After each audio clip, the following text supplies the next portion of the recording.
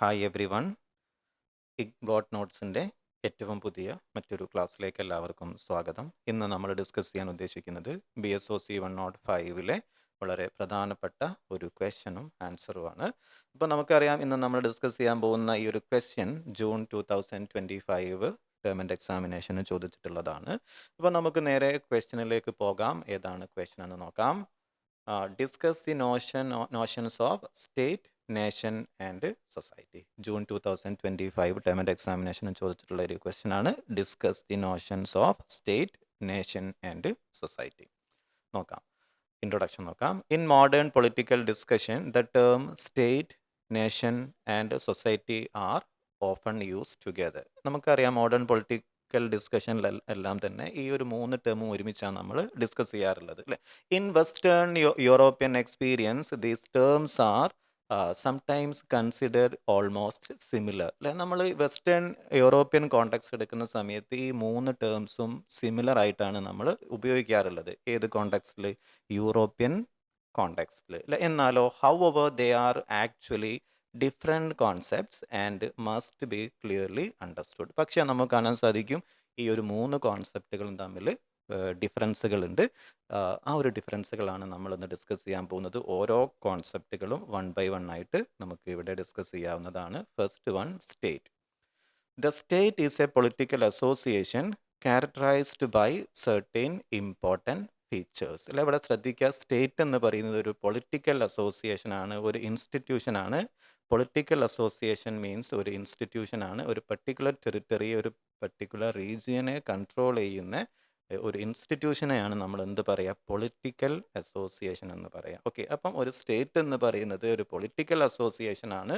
അതുപോലെ തന്നെ characterised by certain important features, അല്ലേ? നമുക്ക് നോക്കാം ഏതൊക്കെയാണ് സ്റ്റേറ്റിൻ്റെ പ്രധാനപ്പെട്ട ഫീച്ചേഴ്സുകൾ ഏതൊക്കെയാണ്. 1 by 1 ആയിട്ട് നോക്കാം. ഫസ്റ്റ് വൺ, ടെറിട്ടോറിയൽ ജൂറിസ്ഡിക്ഷൻ, അല്ലേ? എന്ന് പറഞ്ഞാൽ every state has A definite geographical area or territory over which it exercises authority. അപ്പം ശ്രദ്ധിക്കുക, സൊസൈറ്റിയുടെ ഒരു ഫീച്ചറാണ്. സൊസൈറ്റിക്ക് സ്റ്റേറ്റിന് എന്തുണ്ടായിരിക്കും? സ്റ്റേറ്റിന് എന്തുണ്ടായിരിക്കും? ഒരു definite geographical area, particular territory ഉണ്ടായിരിക്കും. ഫോർ എക്സാമ്പിൾ ഇന്ത്യ, അല്ലെ? ഇന്ത്യയെ സംബന്ധിച്ചിടത്തോളം നമുക്കറിയാം, നമുക്കൊരു പർട്ടിക്കുലർ ഫിക്സഡ് ജോഗ്രഫിക്കൽ ഏരിയ ഉണ്ട്, അല്ലേ? അപ്പം സ്റ്റേറ്റിൻ്റെ ഒരു പ്രധാനപ്പെട്ട ഫസ്റ്റ് ഫീച്ചറാണ് എന്ത്? Definite geographical area or territory, അല്ലേ? Over which it exercise authority, അല്ലെ? ഈ ഒരു ടെറിട്ടറിയിൽ കംപ്ലീറ്റ് റൂൾസ്, റെഗുലേഷൻസ് ഫോം ചെയ്യുന്നതും അത് ഇമ്പോസ് ചെയ്യുന്നതും എക്സിക്യൂട്ട് ചെയ്യുന്നതൊക്കെ ആരാണ്? ഈ ഒരു സ്റ്റേറ്റ് ആയിരിക്കും. രണ്ടാമത്തെ ഫീച്ചറാണ് നോൺ വോളണ്ടറി മെമ്പർഷിപ്പ്. എന്ന് പറഞ്ഞാൽ membership in the state is more or less compulsory. People usually become members by birth or citizenship law. ഈ ഒരു സ്റ്റേറ്റിൽ മെമ്പർഷിപ്പ് ലഭിക്കുന്നത് എങ്ങനെയാണ്?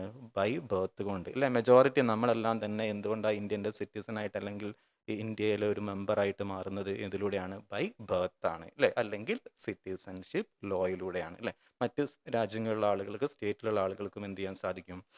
ഇന്ത്യയിൽ മെമ്പർഷിപ്പ് എടുക്കാൻ പറ്റും. പക്ഷേ ഇന്ത്യയിലെ സിറ്റിസൺഷിപ്പ് ലോ ഫോളോ ചെയ്യേണ്ടതായിട്ട് വരും. അപ്പം രണ്ടാമത്തെ ഫീച്ചറാണ് നോൺ വോളണ്ടറി മെമ്പർഷിപ്പ്, അല്ലേ?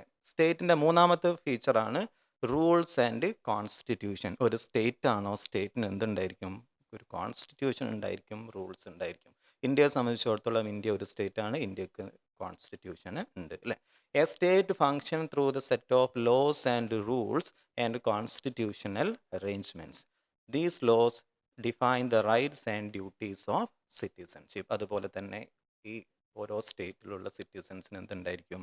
റൈറ്റ്സ് ആൻഡ് ഡ്യൂട്ടീസ് ഉണ്ടായിരിക്കും. മറ്റൊന്നാണ് ലെജിറ്റിമേറ്റ് പവർ, അല്ലേ? ഈ സ്റ്റേറ്റിന് എന്തുണ്ടായിരിക്കും? ലെജിറ്റിമേറ്റ് ആയിട്ടുള്ള ബൈലോ ഉള്ള പവർ ഉണ്ടായിരിക്കും. The state claims legitimate authority and power over its members, അല്ലേ? അപ്പം ഈ ഒരു സ്റ്റേറ്റിന് സ്വന്തം സിറ്റിസൺസിൻ്റെ മുകളിൽ കംപ്ലീറ്റ് കൺട്രോൾ ഉണ്ടായിരിക്കും.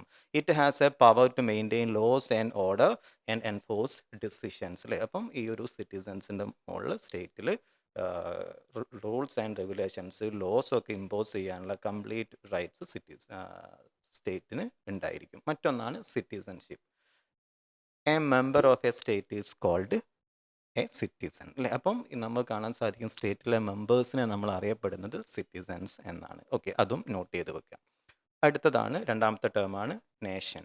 A nation refers to a group of people who develop solidarity and unity based on common identity. ഇവിടെ നമുക്ക് പലപ്പോഴും കൺഫ്യൂസ്ഡ് ആവാറുണ്ട്, സ്റ്റേറ്റും നേഷനും എന്തല്ലേ സിമിലർ അല്ലേ, സെയിം മീൻ ചെയ്യുന്ന ടേംസുകളല്ലേ എന്ന് ചിലപ്പോൾ നമുക്ക് തോന്നാറുണ്ട് അല്ലേ. അപ്പോൾ ഇവിടെ ശ്രദ്ധിക്കുക, a nation refers to group of people who develop solidarity and unity അല്ലേ. അപ്പം ഈ നേഷനിൽ വരുന്ന ഗ്രൂപ്പാണ് അല്ലെങ്കിൽ ഗ്രൂപ്പ് ഓഫ് പീപ്പിളാണ്, അവർക്കിടയിൽ സോളിഡാരിറ്റി ഉണ്ടായിരിക്കും, യൂണിറ്റി ഉണ്ടായിരിക്കും, ഒരു കോമൺ ഐഡൻറ്റിറ്റി അല്ലേ. അപ്പോൾ നമുക്കറിയാം നേഷൻസ് എന്ന് പറയുമ്പോൾ ഇന്ത്യൻസ് അല്ലേ എന്ന് പറയുന്നത് എന്താണ്, ഒരു കോമൺ യൂണിറ്റി അല്ലെ. ഇന്ത്യൻസ് എന്ന് പറയുന്ന സമയത്ത് ഇന്ത്യക്കാരെല്ലാവരും ഒരു സിംഗിൾ ഐഡൻറ്റിറ്റിയിലേക്ക് വരികയാണ്, യൂണിറ്റി ഉണ്ട് അല്ലേ.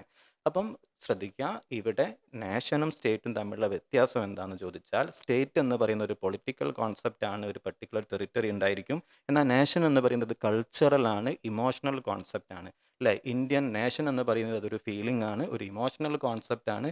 ഇന്ത്യൻ എന്ന് പറയുന്ന സമയത്ത് നമ്മുടെ മൈൻഡിലാണ് ഇത് വർക്ക് ചെയ്യുന്നത് അല്ലേ. അപ്പം നേഷൻ എന്ന് പറയുന്നത് കൾച്ചറൽ ആൻഡ് ഇമോഷണൽ കോൺസെപ്റ്റ് ആണ്. Okay, a nation may be formed on basis of അല്ലെ. ഒരു നേഷൻ നമ്മൾ എങ്ങനെയാണ് ഫോം ചെയ്യുന്നത്, based on common culture, based on religion, language, ethnic origin, shared history, tradition or a place of residence അല്ലേ. അപ്പം നമുക്ക് കാണാം, ഈ ഒരു നേഷൻ എന്ന് പറയുന്ന ഐഡൻറ്റിറ്റി ഫോം ചെയ്യുന്നത് ഇന്ത്യൻസ് ഒരു കൾച്ചർ ഉണ്ടായിരിക്കും, ഒരു റിലീജിയനെ ബേസ് ചെയ്തുകൊണ്ടായിരിക്കും, അതുപോലെ തന്നെ ലാംഗ്വേജിനെ ബേസ് ചെയ്തുകൊണ്ടായിരിക്കും അല്ലെ, ഒരു ഹിസ്റ്ററി ഉണ്ടായിരിക്കും, ഒരു ട്രഡീഷൻ ഉണ്ടായിരിക്കും. ഇതൊക്കെ എന്തുമായി കണക്ട് ചെയ്തതാണ്, നേഷൻ്റെ ഫോർമേഷനുമായി ബന്ധപ്പെട്ടതാണ്. ഓക്കെ, അപ്പം ഒരു നേഷൻ ഫോം ചെയ്യുന്നത് ഇതിനൊക്കെ ബേസ് ചെയ്തുകൊണ്ടായിരിക്കുമെന്ന് സാരം. ഇനി നോക്കാം എന്തൊക്കെയാണ് characteristics of A nation. Sense of unity. ഒരു നേഷൻ ആണെങ്കിൽ എന്തുണ്ടായിരിക്കും, ഒരു സെൻസ് ഓഫ് യൂണിറ്റി അല്ലെ, ഒരു യൂണിറ്റി ഉണ്ടായിരിക്കും, ഒന്നാണ് എന്നുള്ള ഒരു ഫീലിംഗ് ഉണ്ടായിരിക്കും അല്ലെ. Members of A nation feel emotionally connected with another. നമുക്കറിയാം, ഇന്ത്യൻസ് എന്ന് പറയുന്ന സമയത്ത് നമ്മൾ ഇടയിൽ എന്തുണ്ട്, ഒരു ഇന്ത്യൻ എന്നുള്ള ഒരു സെൻസ് ഓഫ് യൂണിറ്റി ഉണ്ട്, ഐക്യമുണ്ട്. ഓരോ ഇന്ത്യൻസും പരസ്പരം റിലേറ്റഡ് ആണ്, കണക്റ്റഡ് ആണ് അല്ലെ. ഒരു കോമൺ ഐഡൻറ്റിറ്റി ഉണ്ട് അല്ലെ. ഇന്ത്യൻസ് എന്ന് പറയുന്ന സമയത്ത് നമുക്ക് എല്ലാവർക്കും സിംഗിൾ ഐഡൻറ്റിറ്റി ആണ് അല്ലെ. National identity help people see themself as belong to one group.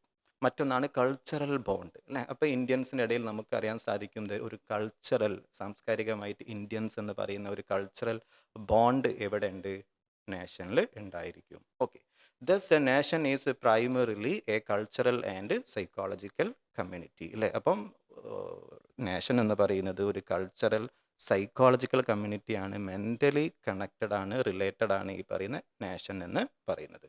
Okay, ഇനി നമുക്ക് നോക്കാം സൊസൈറ്റി എന്താണെന്ന് നോക്കാം. Society is the broadest category of social organisation അല്ലേ. സൊസൈറ്റി എന്ന് പറയുന്ന ഒരു സോഷ്യൽ ഓർഗനൈസേഷനാണ്, ബ്രോഡസ്റ്റ് കാറ്റഗറിയാണ്, ഒരുപാട് വിശാലമായിട്ടുള്ളൊരു കാറ്റഗറിയാണ്, ഒരു ഓർഗനൈസേഷനാണ് സൊസൈറ്റി.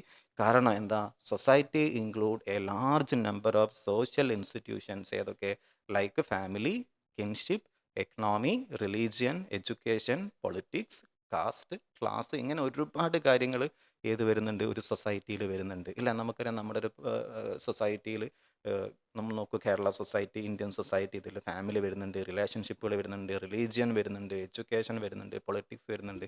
ഇതെല്ലാം ഒരു സൊസൈറ്റിയുടെ ഭാഗമാണ്. ഓക്കെ, ഇനി എന്തൊക്കെയാണ് ക്യാരക്ടറിസ്റ്റിക്സ് ഓഫ് സൊസൈറ്റി നോക്കാം. എ ക്യാരക്ടറിസ്റ്റിക്സ് ഓഫ് സൊസൈറ്റി ഏതൊക്കെ നോക്കാം. നെറ്റ്വർക്ക് ഓഫ് സോഷ്യൽ റിലേഷൻഷിപ്പ് അല്ലെ. ഒരു സൊസൈറ്റി നമ്മൾ എടുക്കുകയാണെങ്കിൽ അവിടെ നെറ്റ്വർക്ക്, ഒരുപാട് റിലേഷൻഷിപ്പുകൾ വരും. നമുക്ക് കാണാം, ഫാമിലി ആണെങ്കിൽ ഫാമിലി റിലേഷൻഷിപ്പ് വരുന്നുണ്ട്. ഇനിയിപ്പം സൊസൈറ്റിയിൽ റിലീജിയൻ ആവട്ടെ, ഇനി അഡ്മിനിസ്ട്രേഷൻ ആവട്ടെ, എക്കണോമിക് ഫീൽഡുകളാവട്ടെ, എഡ്യൂക്കേഷണൽ ഫീൽഡുകളാവട്ടെ, ഇവിടെയൊക്കെ ഒരുപാട് ആളുകൾ പരസ്പരം എന്ത് ചെയ്യുന്നുണ്ട്, പരസ്പരം ഇൻട്രാക്ട് ചെയ്യുന്നുണ്ട്, കണക്റ്റഡ് ആണ് അല്ലേ. Society refers to interlinked social relationship among people. രണ്ടാമത്തതാണ് സൊസൈറ്റിയുടെ ഒരു പ്രത്യേകത, ഇൻറ്ററാക്ഷൻ ആണ് അല്ലേ. സൊസൈറ്റിയിൽ പരസ്പരം ഡിഫറെൻറ്റ് സോഷ്യൽ ഗ്രൂപ്പുകൾ, റിലേഷൻസുകൾ എന്ത് ചെയ്യും, ഇൻറ്ററാക്ട് ചെയ്യും അല്ലേ. People continuously interact with each other and form social relationship അല്ലേ. മൂന്നാമത്തെ ഫീച്ചറാണ് റിലേഷണൽ കോൺസെപ്റ്റ് ആണ്. Society is therefore considered relational concept based on social interaction. അപ്പം ഈ ഒരു സൊസൈറ്റി വരുന്നത് തന്നെ, ഫോം ചെയ്യുന്നത് തന്നെ ഏതിലൂടെയാണ്, ഈ ഒരു സോഷ്യൽ ഇൻറ്ററാക്ഷനിലൂടെയാണ് സൊസൈറ്റി ഫോം ചെയ്യുന്നത്. അപ്പം ഒരു സമൂഹം വേണമെങ്കിൽ ആ ഒരു സൊസൈറ്റി എന്ത് ചെയ്യണം, പരസ്പരം ഇൻറ്ററാക്ട് ചെയ്യണം പല പേർപ്പസിന് വേണ്ടി. ആ ഒരു സമയത്താണ് എന്ത് ഫോം ചെയ്യുന്നുള്ളൂ, ഒരു സൊസൈറ്റി ഫോം ചെയ്യുന്നുള്ളൂ. May overlap with state or nation അല്ലെ. Society may be coterminous with either state or nation and with both. അല്ലെ, അപ്പം നമുക്ക് കാണാൻ സാധിക്കും പലപ്പോഴും ഈ ടേമുകളൊക്കെ പരസ്പരം ഓവർലാപ്പ് ചെയ്യാറുണ്ട്, പരസ്പരം ഇൻ്റർചേഞ്ച് ചെയ്ത് ഉപയോഗിക്കാറുണ്ട് അല്ലേ. ഇനി സൊസൈറ്റിക്ക് എക്സാമ്പിൾ നോക്കാം. ജർമാനിക് സൊസൈറ്റി അല്ലേ. ജർമാനിക് സൊസൈറ്റി എന്ന് പറഞ്ഞാൽ ജർമ്മൻ സംസാരിക്കുന്ന ആളുകളെയാണ് നമ്മൾ എന്ത് പറയുന്നത്, ജർമാനിക് സൊസൈറ്റി അല്ലേ. അവിടെ നമുക്ക് കാണാം east Germany, west Germany, Austria, Italy, Switzerland, ഏതൊക്കെ രാജ്യങ്ങളിൽ ജർമ്മൻ സംസാരിക്കുന്നുണ്ടോ അവരൊക്കെ നമ്മൾ എന്ത് പറയും, ജർമ്മനിക് സൊസൈറ്റി എന്ന് പറയും. അതുപോലെ തന്നെ നോക്ക് നിങ്ങൾ, Indian state contain many societies. ഇന്ത്യയിൽ തന്നെ നമുക്ക് കാണാം ഒരുപാട് സൊസൈറ്റീസ് ഉണ്ട്. ഏതൊക്കെ, എന്തിനനുസരിച്ച്, റിലീജിയനെ ബേസ് ചെയ്തുകൊണ്ട്, റീജിയനെ ബേസ് കൊണ്ട്, ലാംഗ്വേജിനെ ബേസ് ചെയ്തുകൊണ്ടൊക്കെ ഇന്ത്യയിൽ ഡിഫറെൻറ്റ് സൊസൈറ്റീസ് ഉണ്ട്. ഫോർ എക്സാമ്പിൾ റിലീജിയൻ നമുക്ക് കാണാം ഹിന്ദു സൊസൈറ്റി, ഇസ്ലാമിക് സൊസൈറ്റി, മുസ്ലിം സൊസൈറ്റി, ക്രിസ്ത്യൻ സൊസൈറ്റി. ഇനിയിപ്പോൾ റീജിയൻ ആണെങ്കിൽ നമുക്ക് കാണാൻ സാധിക്കും കേരള സൊസൈറ്റി, പിന്നെ തമിഴ്നാട് സൊസൈറ്റി. ലാംഗ്വേജ് ആണെങ്കിൽ മലയാളം, അതുപോലെ തന്നെ തമിഴ്, ഇങ്ങനെയൊക്കെ നമ്മൾ ഡിഫറെൻ്റ് ആയിട്ട് സൊസൈറ്റിയെ നമുക്ക് ഡിവൈഡ് ചെയ്യാൻ സാധിക്കും. അപ്പോൾ ഇത്രയാണ് ഇന്നത്തെ ഒരു വീഡിയോയിൽ ഡിസ്കസ് ചെയ്യുന്നത്. ബാക്കി ഇമ്പോർട്ടൻറ്റ് ക്വസ്റ്റ്യൻസുമായി വീണ്ടും കാണാം. Anyway now let me stop here. Have A nice day.